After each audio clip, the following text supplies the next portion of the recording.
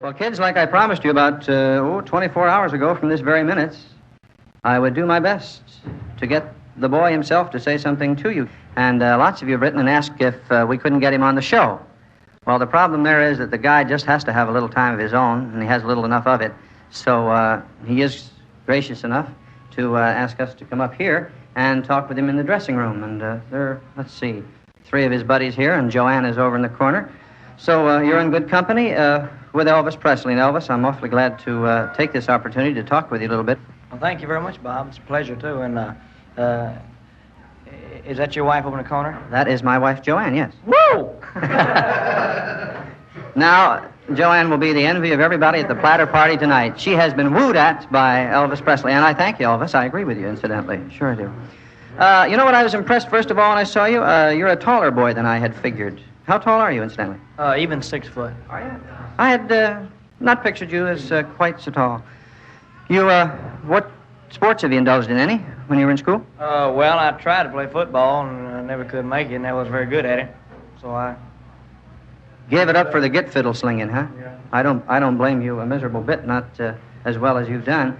What I would like to find out from you, I know that probably your tough problem on these tours is getting enough rest to do the job you do on the stage. How do you manage the confounded rest on these tours? Well, I don't. In fact, I don't any of us get much rest. We just...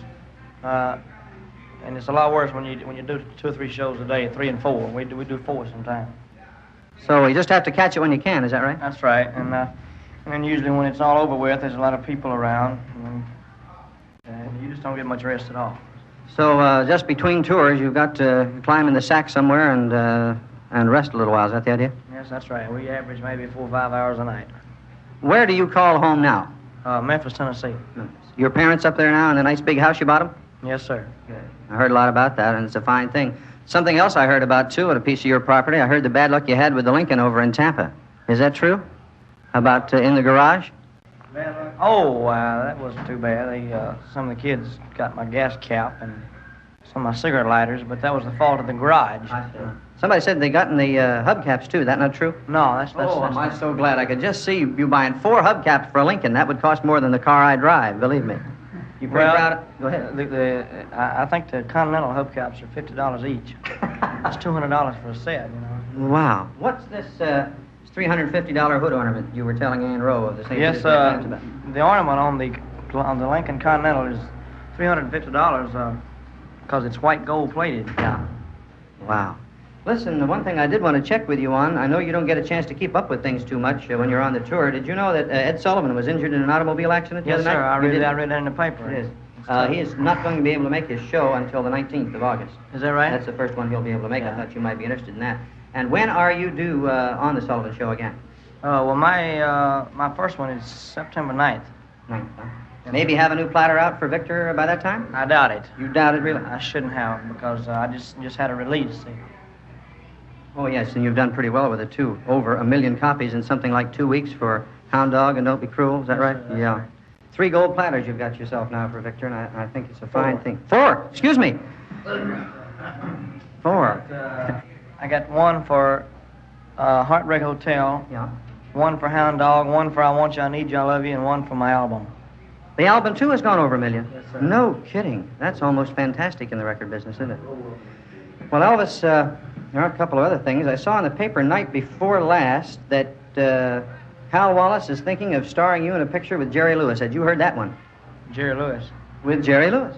Had you heard No, it? Really? I hadn't. Well, there's something for you to think You know, about. Dean and Jerry broke up. Yes, that's true. So... I heard something about that, but I mean, I don't think I'd... What do you mean? I don't know.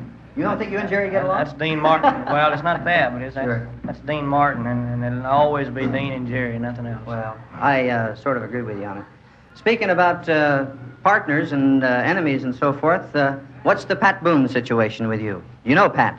Well, I know Pat very well.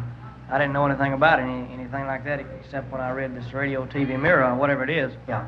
Well, they said Presley and Boone battled it out. Well, that's nothing. I mean, Pat Boone and I are very good friends. And you're not fighting with Pat Boone Never. at all? Pat's one of the nicest guys I ever met, and I'm sure I mean, I don't think he'd say anything bad about me, you know. No, I think the only time you've crossed swords on songs is Tutti Frutti, isn't it? It's the only two that the both of you have cut. Both of us had a flop on it, so we didn't have anything to fight about, really. Good. Okay. Well, we've had quite a time here with Elvis, and he's getting ready to take off, I know, and to finish that lunch, I guess, he had here. Well, I didn't have enough. They didn't bring me but one sandwich, and that's just an appetizer. There was one other thing I wanted to check with you. What has been your own personal reaction to the reaction of your fans as a result of the Steve Allen appearance? Well, the kids didn't like it, you know. In other words, they were writing letters in and telling them to leave me alone, leave me the way I was, and all that. But I believe that I won a lot of new friends, you know, by doing that, by showing them that I could act like a gentleman if I wanted to. Well, he doesn't mean it. Go ahead. Which is not the way that I, started out. Sure. Well, Elvis, I don't want to take up any more of your time. Gosh, I know you got 1,000 things to do, and I thank you for this 5 or 6 minutes. It's been wonderful, and Joanne and I can go home, and Joanne can sit there starry-eyed after having been wooed at. And I thank you so much for this time, and I personally want you to know that on the Bob Hoffer Show, there are no anti-Elvis Presley fan clubs at all. It's all for Elvis Presley, and that we spin at least 3 to 4 of your records each evening in a 45-minute period as the result of the demand of the kids. So, and I also want you to know that as a result of our poll at our platter party Saturday night, Hound Dog and Don't Be Cruel were number 1 and 2 in St. Petersburg in that order with the kids. And I think that ought to be good news to you. Okay, thanks very much, Elvis. And Thank lots you, of luck sir. in the future. Thank you very much. Right, bye.